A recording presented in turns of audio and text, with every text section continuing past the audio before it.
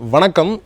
தமிழ்நாட்டையே உலுக்கிய சம்பவம் திருநெல்வேலி மாவட்டம் நாங்குநேரி பக்கத்தில் இருக்கக்கூடிய பெரும்பத்து அப்படிங்கிற இடம், அதற்கு பக்கத்தில் இருக்கக்கூடிய இந்திரா காலனி பகுதியில் ஒரு குறிப்பிட்ட கும்பல் ஒரு மிகப்பெரிய தாக்குதலை தமிழ்நாடே பதறி கொண்டு இருக்கிறது. அந்த மாதிரியான ஒரு தாக்குதலை ஏற்படுத்தியிருக்கிறாங்க. காரணம் என்னென்னா, முழுக்க போதையில். அவன் என்ன போதைன்னு இப்போ வரைக்கும் கண்டுபிடிக்க முடியாது. என்ன போதையில் இருந்தானே, சாதாரணமாக குடிச்சிருந்தா ஒரு நோக்கத்தோடு தான் முழுக்க அந்த இந்திரா காலனி பகுதிக்குள்ளே வந்திருக்கிறாங்க அப்படின்னு சொல்லப்படுது. உண்மையும் அதுதான். ஏன்னு கேட்டால், ஒரு போதையில் இருக்கவன் அவங்க அப்பாவை, அவங்க அம்மாவை, அவன் கூட பிறந்தவங்கன்னா அவன் சித்தப்பா பெரியப்பா மக்களை அவன் ஊருக்குள்ளே அவன் சாதிக்காரனை வெட்டாமல் எங்கேயோ இருக்கக்கூடிய ஒரு பகுதிக்கு போய் அங்கே இருக்கக்கூடிய மக்களை தாக்குறான் அப்படின்னா இது என்ன மாதிரியான அணுகுமுறை?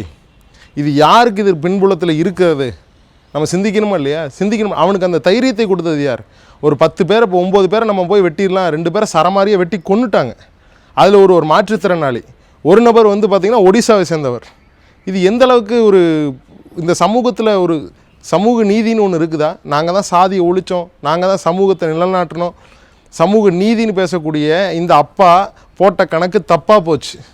உண்மை அதுதான். இதற்கு முன்னாடி இதே நாங்குநேரி பகுதியில் கூட படித்த மாணவர்கள் அருவாள் எடுத்துகிட்டு போய் வெட்டுறாங்க, சரமாரியாக வெட்டுறாங்க. அவன் படித்து பாஸ் ஆகிட்டான்.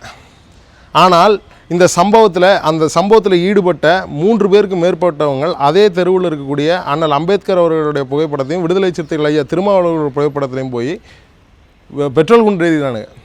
அப்போ இது எந்த மாதிரியான நடைமுறை? இதை வேடிக்கை பார்த்து கொண்டு இருக்கிறதா? ஒருத்தன் ஒரு தடவை வழக்கு போட்டு அவன் மேலே வழக்கு போட்டாங்கன்னா நீங்கள் தொடர்ச்சியாக அவனை சிறைப்படுத்துறீங்க. நீங்கள் தான் சமூக நீதி நிலைநாட்டுறீங்களே, ஒரு பாதுகாப்பான சூழலை தமிழ்நாட்டில் ஏற்படுத்துறீங்களே. எந்த மாதிரியான பாதுகாப்பான சூழல்? ஒசூரில் உங்கள் மாநில நிர்வாகியினுடைய பையன் ஒருத்தன் ஒரு கார் ஏற்றி கொள்கிறான், அதிகார ஆணவத்தில் ஆடுறான். இதெல்லாம் உங்களுக்கு தெரியலையா? உங்களுடைய ஆட்சியில் கஞ்சாவை கட்டுக்குள் வச்சுருக்கோம் அப்படிங்கிறீங்க. எப்படி கட்டுக்குள் வச்சுருக்கீங்க? எப்படி? சென்னையில் ஒரு மாணவனுடைய பையில் கஞ்சா எடுக்கிறாங்க. அவினாசியில் சேவூர் பக்கத்தில் ஒரு கிராமத்தில் 35 கிலோ கஞ்சா பறிமுதல் செய்கிறாங்க. அப்படிங்கிறப்போ எங்கே போய் கட்டுக்குள் வச்சுருக்கீங்க? ஒரு அரசு மருத்துவமனையில் 6 அடிக்கு கஞ்சா செடி வளர்ந்து நிற்கிது.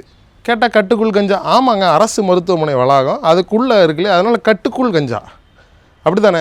உங்களோட நிலைப்பாடு என்பது முற்றிலுமே இந்த மக்களை ஏமாற்றி பிழைக்கக்கூடிய ஒன்றாக இருக்குது.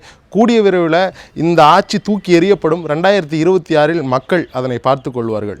இந்த சம்பவங்கள்லாம் நடக்கிறதுக்கு முக்கியமான காரணமே கட்டுக்கடங்காத கஞ்சா போதை தான்.